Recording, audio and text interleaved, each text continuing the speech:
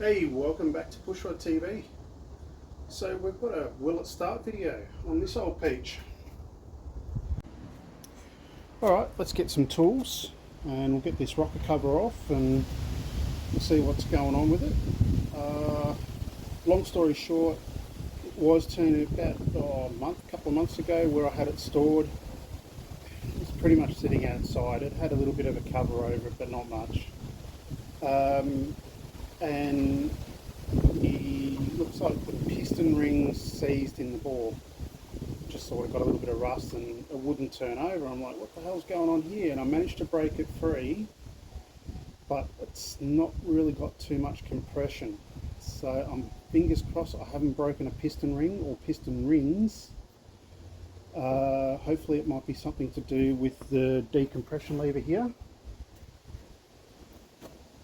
So yeah, let's get some tools and let's get into it. So what I'm moving here is the inlet manifold with the air cleaner. This section here, that's your cylinder head.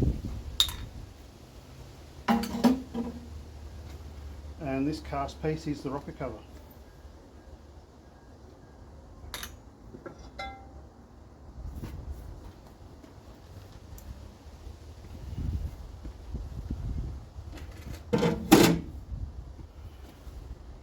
Yes, that's right, I've got to do that too.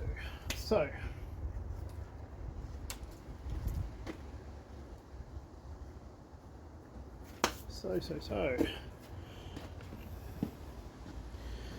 Now this part here, the decompression lever goes up like so, holds the valve open while you turn it over. Now, for some reason, if I put that back to where it should be, we shouldn't really be able to crank this over, but we can.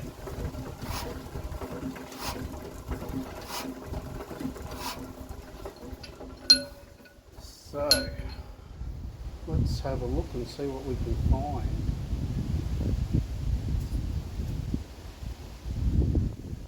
Now the valves aren't sticking. Well, everything seems to be moving quite freely in here. So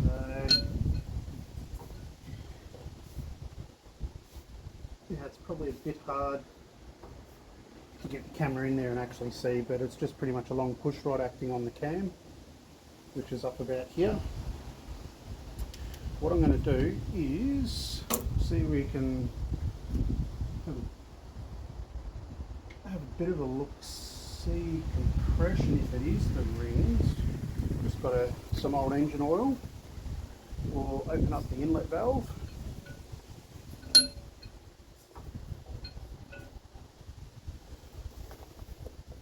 Just put engine oil down it.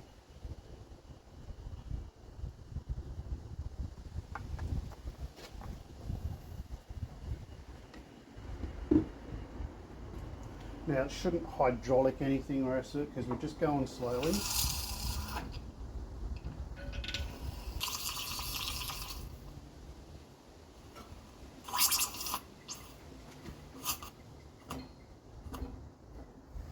Okay, well, that sort of got my suspicions that it could be a broken piston ring there, because it seems a hell of a lot more compression now. We've got some oil down it. So what I'm going to do is I'm going to just adjust the exhaust valve open just a little bit to push that excess oil out, and then we'll turn it over again and see how we go. Rightio, so didn't really have to adjust anything, just put the decompression switch on, holds the exhaust valve open, get it to spin over more freely.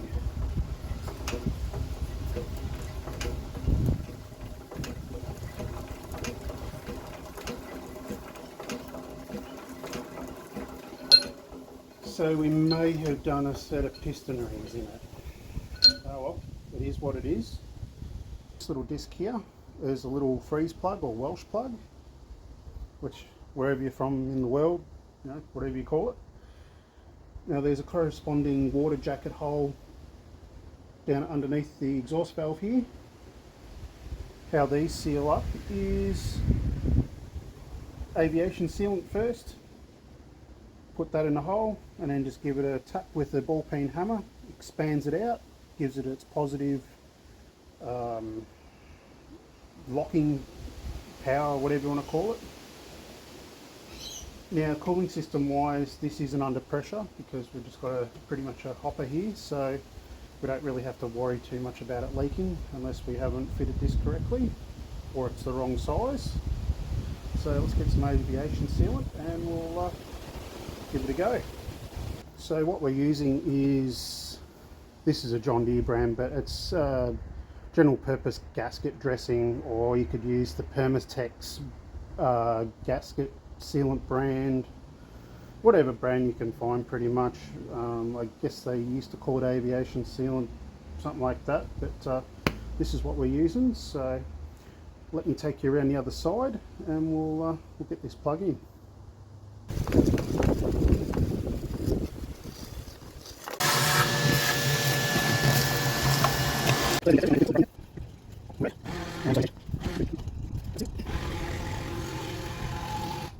Now fingers crossed, when I get some water in it, I'll make sure I've got a spanner there in case it runs away to crack the injector line, so in case we have a runaway engine situation, which hopefully won't happen.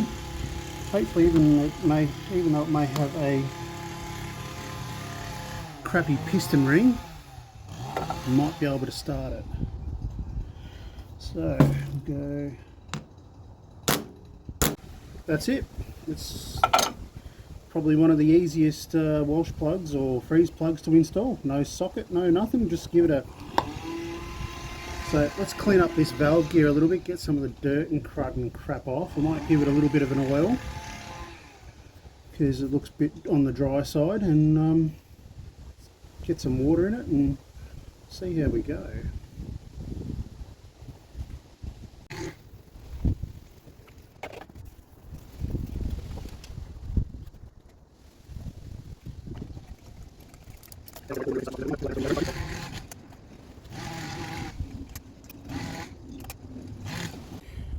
Well, push rodders, we're ready to start. So we've got water in the hopper, we've primed the fuel system, that's wound in. Now, fingers crossed, we hope it might start. We'll soon see. Don't think I'll bother using the decompression switch because we don't have much compression to play with, and we'll see how we go. We might even just put a squirt of brake clean down the inlet manifold or the cylinder head port and give it a little bit more higher octane. I don't really want to go putting a heap of Aerostart or anything like that down it. That's not really good for it. So these are a low compression diesel, even though these style of engine is a compression ignition engine or diesel. So let me put you back on the tripod.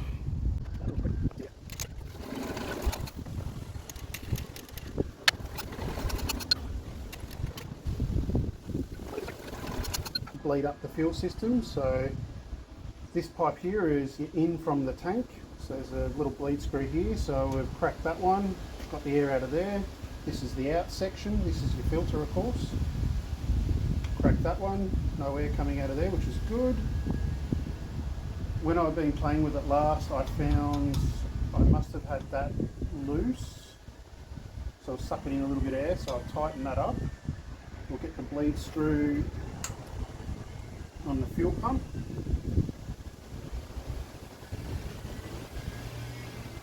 We'll see if we can try and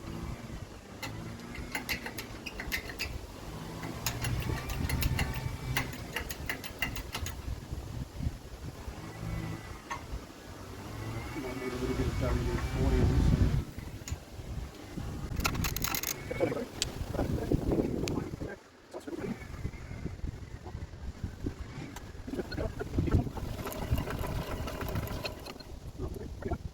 doing is literally pushing, helping Mother Nature along, pushing fuel from out of the tank through the filter and up to the fuel pump.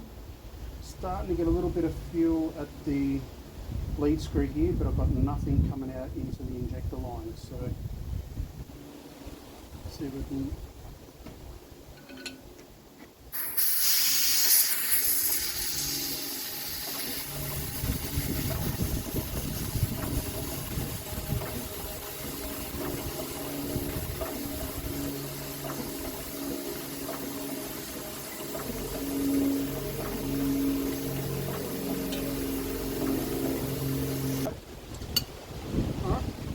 Go the other side and crack the other part of the line on the injector.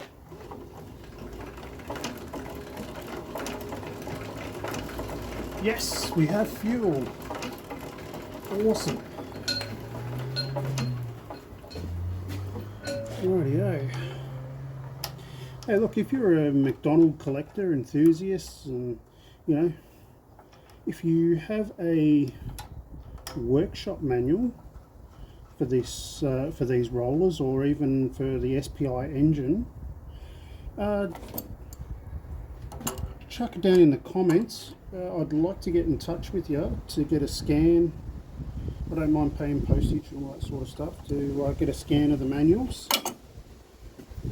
It'd be greatly appreciated, because all I've got is virtually a few photocopies of.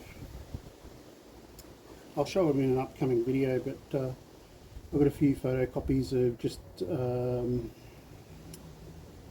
like an owner's book sort of thing. It just sort of goes through the very basics, no torque settings or anything like that. So the reason why we weren't getting fuel was there's a little piece. I had to take this section of the fuel pump off. There's another little piece inside there that has got a little orifice. I think because it's been sitting for a while, it just sort of seized in place a little bit. So pulled it off, managed to pull it out, blow a little bit of compressed air through it, make sure it wasn't blocked, the little orifices, and it's getting plenty of diesel now. So righto, pushrodders, well, it's been what, a second or so in YouTube time, and real time we're looking at probably about a month and a half. Just, you know, trying to fit everything in through with work and family and all that sort of stuff. But needless to say, we did find a Welsh plug for the bottom.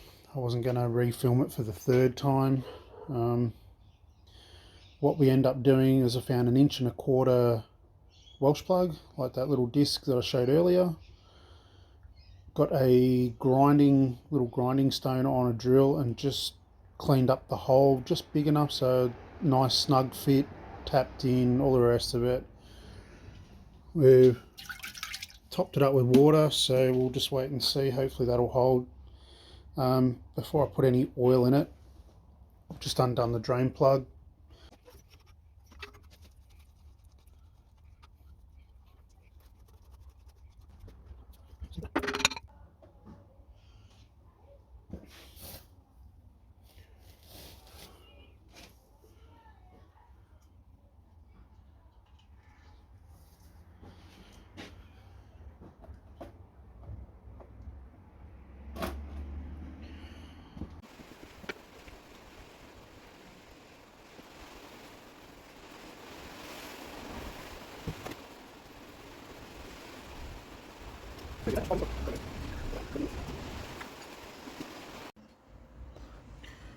So I thought I'd show you this before I tip it in me little, waste oil.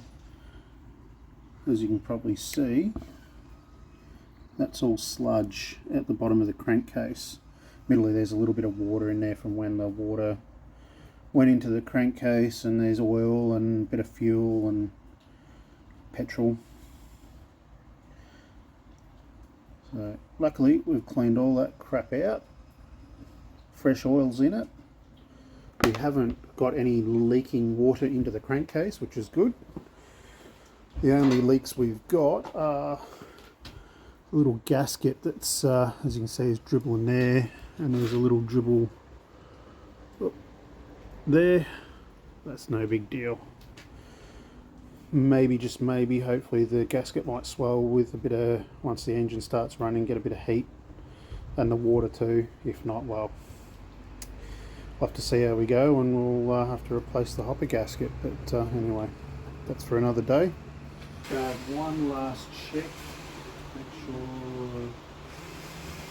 the wash plug is sealed before we start it up. Try to.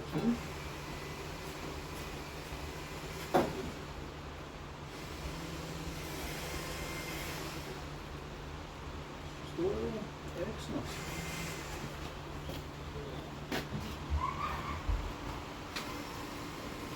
As you can see, that's how it should look like. Nice and tight, firm, no leaks, so that's all good. Put a bit more oil on the rocker gear, make sure that's all lubed up, ready to party. So let's get this thing started.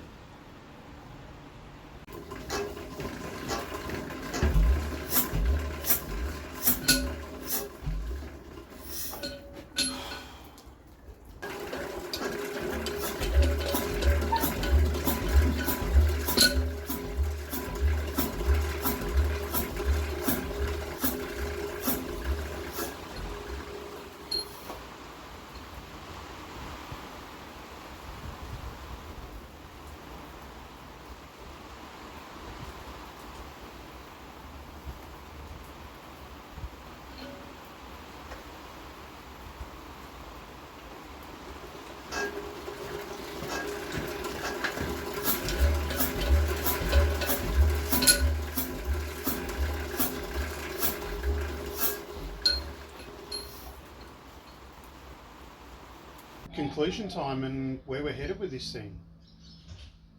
So just a few seconds ago, what you've just watched, I left it after that for about 3 days, something like that, 3 or 4 days. I cracked the sads with it, and I'm like, you know what, I'm not happy. It's just been in the back of my head. I thought, hang on, I just want to check something was saying crack the injector line again, check if it's getting fuel, and it turns out the fuel was just dribbling out. There wasn't enough there. So what we're going to have to do is pull the pump apart proper this time. We'll give it a good clean up, put it all back together again, and bleed it up and see if we've got fuel. I reckon that's pretty much most of our issues. Now, as far as the piston rings, I think that's more the piston rings are just stuck in the groove of the piston. They're, rusted. By putting that oil down the inlet port, and because we kept cranking it over and all that sort of stuff, the oil got behind the rings and all the rest, it started to free itself up again. So that's a pretty good sign. So I think for where we're headed with this thing, we'll get a video happening on pulling the little fuel pump apart and cleaning it, and hopefully you see it run and drive under its own steam and all that sort of stuff. And then it's pretty much start off with some of the cosmetic restoration-y sort of stuff. That's a bit messy, I know. We had storm warnings saying severe hail and all that sort of stuff, so we got Casper under cover here because it's the last thing we need. Mr. Landy, our Dodge truck, that's real steel, so it's not really going to hurt it too much. And our four-wheel drive, well, it's already got a bit of hail damage and blah blah blah. So but anyway, getting back to the roller, so I think what we'll do is I've got most of the steel to start doing some of the cosmetic sort of restoration-y stuff, like this mud guard slash foot guard sort of thing. Get rid of that, put a new piece in on the back where the scrapers bolt up to for the rolls. I've got another piece of straight angle line for that. I'm pretty sure I've got some round bar for the new steering shaft, because it's all pitted and crap, and I can't be bothered trying to bog it or bondo it for our US friends and sand it and all the other crap. I'll just put a new piece on there and just be done with it. Um, and it might be a bit hard to see. You can probably see the chunk out of the roll just there. That will, I've got some flat bar there, so we'll be able to shape that as we need it and weld it in, and we'll work our way sort of from the outside of the roll in with repairing that. And we might see if we can, if money permits of course, we'll try and get an over tyre made for it at the local steel engineering place, which is, you can probably see it's slowly coming off there, but that's no big deal. It just needs a few tack welds. So I mean, it's not going back into full service as a roller. But and then it's just more or less sandblasting and painting and servicing. Like, it needs a seal for the, I think it's the forward clutch. Well, yeah, for the forward clutch it needs another seal, so we'll do that. We'll give the gearbox and diff a service, so an oil change and clean out. We've already gave the engine at least an oil change and clean out, as you saw before, and with all the sludge that come out the bottom of it. And we'll see if we can try and chase up a air filter and a fuel filter element for it. And yeah, but look, all of that will be in the new year. So yeah, so look forward to that in the new year, plus plenty more content. I mean, we've got Casper, we're still slowly making progress on. We've got behind the camera Bouncing Betty there. Mr. Landy, our little Dodge truck. It's all gonna, like, these projects, especially Mr. Landy and Bouncing Betty, they're gonna come along pretty quickly. It's just a matter of time, of course, and cash, but fingers crossed within the first 4 or 5 months, hopefully. Especially Bouncing Betty, we'll have that on the road. Definitely Mr. Landy, that'll be on the road.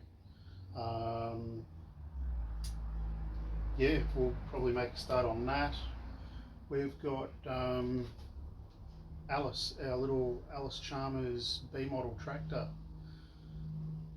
That's you've probably seen in the background the videos, but that's about it. We're going to definitely make a start on that. We're going to have a video of freeing up the engine, because that's totally seized.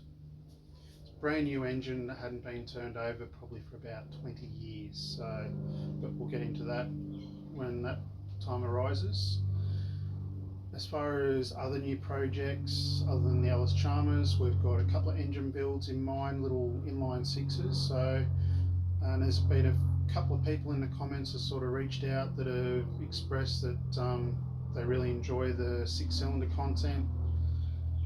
They want more 6-cylinder content, as far as even one comment saying there wasn't enough of it on YouTube, you know, doing all the little bits and pieces and modifying them and all that sort of stuff. So stay tuned for that.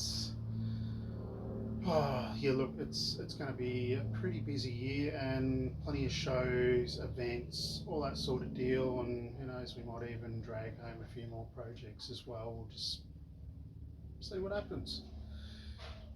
Anyway, we'll see you in the new year. So a big happy new year, safe and prosperous one as well. What are you waiting for? Go and get your hands dirty. We'll see you next video.